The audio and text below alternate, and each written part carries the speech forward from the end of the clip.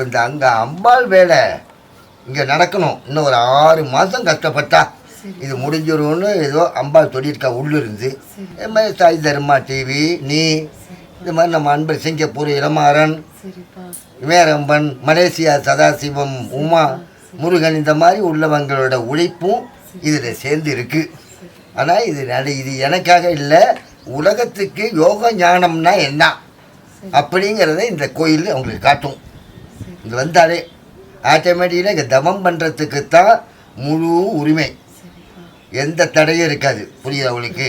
எல்லா சாபமும் தாய் சாபத்திலேருந்து, குரு சாபத்திலேருந்து, பத்தினி சாபத்திலேருந்து, மனைவி சாபத்திலேருந்து, இந்த மாதிரி நண்பர்கள் சாபத்தில் துரோகம் செஞ்ச நண்பர்கள் சாபத்தில் எல்லா சாபமும் நீங்கணுன்னாக்கா அதுக்கு திருப்பணி பண்ணி கும்பாபிஷேகம் பண்ணும்.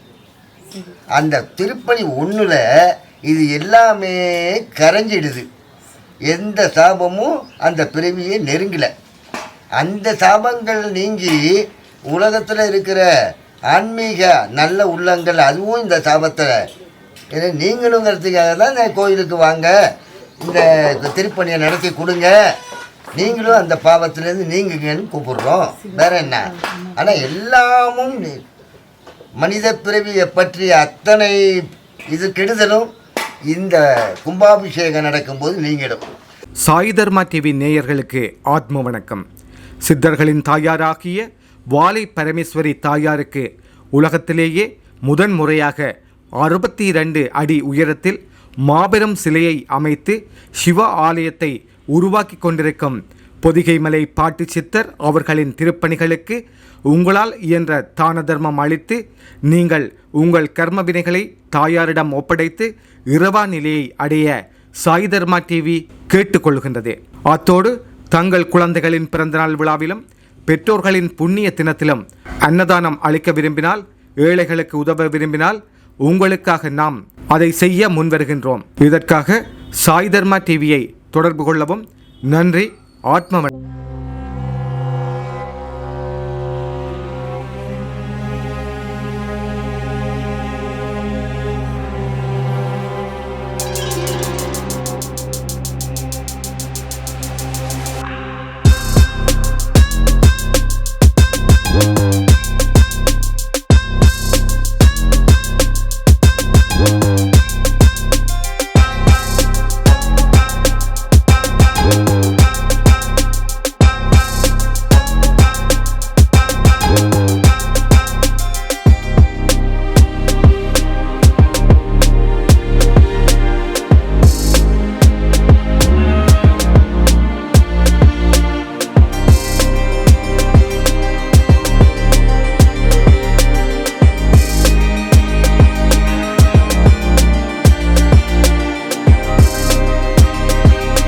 பராசக்தியை ஆதியே அறம் வளர்த்தவளே அவளின் திருவடியை வணங்கி இன்னைக்கு சாய் தர்மா டிவி நேயர்கள் அனைவருக்கும் சிவைய நம. இன்னைக்கு அடியேன் என்ன பேச போறேன் அப்படின்னா, நம்ம குருநாதர் எழுதிய வாழை புத்தகத்துல இருந்து இந்த வாழை குமரி இவ நம்ம கிட்ட உங்ககிட்ட தான் கேள்வி கேட்குறேன், என்ன ஒரு கருவியா வச்சு. அந்த பாடல் கேட்கும் போதே இதை நான் உணரும் போதுமே நான் அழுந்துட்டு இந்த படிக்கும் போதெல்லாம் இந்த பதிவை தான் அடியேன் உங்களுக்கு கொடுக்குறேன். அவ என்ன சொல்றான்னு பாருங்களேன். பொண்டாட்டி யாவதும் பொய்யல்லவோ, பெற்ற பிள்ளை யாவதும் பொய்யல்லவோ, கொண்டாட்டமான தகப்பன் பொய்யல்லவோ, முளை கொடுத்த தாயும் சிசு மாமோ. அதாவது இப்ப நான் சொல்லிட்டேன், அர்த்தம் தெரியாது இல்லையா? குருநாதர் வாழை புத்தகத்துல உங்களுக்கு புரியுற மாதிரி எளிமையான அர்த்தத்தோட எழுதியிருக்காரு. இந்த புத்தகம் வேணும் அப்படின்னா சாய் தர்மா டிவி அந்த நிர்வாகத்தை தொடர்பு கொள்ளுங்க, அல்லது கீழே இருக்கக்கூடிய எண்களையும் தொடர்பு கொள்ளுங்க, அல்லது என்னையும் நீங்க தொடர்பு கொள்ளலாம், நம்ம ஆசிரமத்தையும் தொடர்பு கொள்ளலாம். என்ன சொல்றாங்கன்னு பாருங்களே. மனைவியாக வந்தவளும் பொய்யே, சித்தன் சொல்றாரு. அவளுடன் கூடி பெற்ற பிள்ளைகள் எல்லாமே பொய்யே. நீ கேட்பதெல்லாம் வாங்கி கொடுத்து உன்னை சந்தோஷப்படுத்திய தகப்பனும் இறுதியில் பொய்யா போயிடறான். உன்னுடைய முளையை சொரிந்து உனக்கு பால் ஊட்டிய, மார்புல இருந்து பால் ஊட்டிய அந்த தாயும் உனக்கு கடைசியா பொய்யா போயிடறாள். ஏன்? நீ வளர்ந்து உனக்கு 80-90 வயசு வரும்போது உன் தாய் உனக்கு வந்து உயிரோட இருப்பாளா? உன்னை பெத்து எடுத்ததுக்கு அப்புறம் உனக்கு பசிக்கும் இல்லையா? அப்ப எடுத்த உடனே தன்னுடைய முளையில வந்து மார்பகத்துல தாய் வந்து பால் கொடுக்க மாட்டாளாம். அந்த இடத்துல பாருங்க 5 துளைகள் வந்து கொடுக்கப்பட்டிருக்கு. மாடுகள்லாம் நம்ம வந்து பால் பீச்சுற மாதிரி.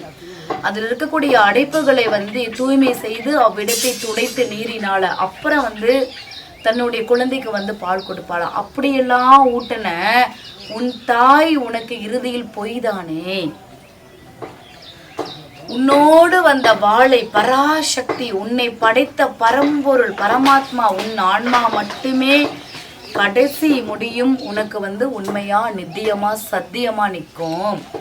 அறம் வளர்ப்பவளா நிற்பாள். ஆன்மா என்றென்றும் அழிவதில்லை, மீண்டும் மீண்டும் பிறப்பெடுத்தே இருக்கும். என் குருநாதர் சொல்லுவாரு. பகவத்கீதையில கிருஷ்ணர் சொல்லுவாராம், சிவசிவன் குரு சொல்லுவாரு, அந்த மாதிரி உனக்கு இத்தனை கொடுத்தது, இந்த உடம்ப கொடுத்தது யாரு? உன் அம்மா. அப்போ உடம்பு பொய்யில்லைன்னு சொல்றாங்க.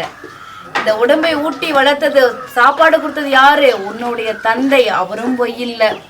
இந்த உடம்பை சுமந்து உனக்கு புள்ள குட்டி பெத்து போட்டவ யாரு? உன் மனைவி, அவளும் உனக்கு சொந்தம் இல்லை. அப்ப நாளைக்கு இந்த உடம்ப வந்து உனக்கு வயசாயிருச்சுன்னா இதை பார்க்கக்கூடிய உன் பிள்ளைகளும் விட்டுட்டு நீ இந்த உடம்பு போயிருமாமா. அப்ப எது? உன் ஆன்மா உனக்கு பவித்திரமா சொந்தம் இருக்கும்.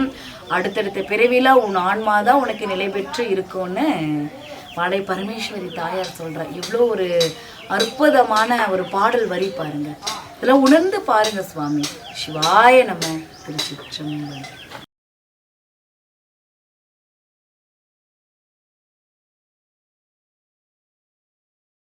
அனைத்து உலக மக்களுக்கும் நம்ம சிவைய வாழ்க, என் நாதன் தாழ் வாழ்க. என் குருநாதர் பாட்டு சித்தரையோட திருவடிகளை வணங்கி இதுக்கு பின்னாடி பாருங்க 64 அடியில் வாழை பரமேஸ்வரி காயத்ரியுடைய அம்சமாக அன்னதானங்கள் போடுவதற்கு உணவுப் பொருட்களும் இங்கே மணல் ஜல்லி இந்த மாதிரி சில பொருட்கள் தான் இங்கே தேவைப்படுது அம்பாளை உயர்த்துவதற்கு. இது மிகப்பெரிய நாணய குருநாதரும் சேர்ந்து ஒரே ஒரு ஆன்மாவுக்கு ஒரு நன்றியை தெரிவிக்கணும் அப்படின்னா அது சாய் தர்மா சேனல் மட்டும்தான். ஐயாவை இன்னைக்கு இவங்க தேர்வு செஞ்சு ஐயா மூலியமாகவே உலகத்துக்கு நிறைய ஆன்மீக உயிர்களுக்கு அன்பு மெய்ப்பொருளை வந்து காட்ட இருக்காங்க. அதனால நானும் என் குருநாதரும் அவர்களுக்கு ஒரு சின்ன நன்றியை தெரிவித்து கொண்டு நீங்கள் எல்லாரும் உதவிட வேண்டும் அப்படிங்கிறத நான் கேட்டுக்கிறேன். உங்களை எல்லாரும் அப்பா வந்து ஒரு 4 வார்த்தை வாழ்த்துவார். சிவாய நம. திருச்சிற்றம்பலம்.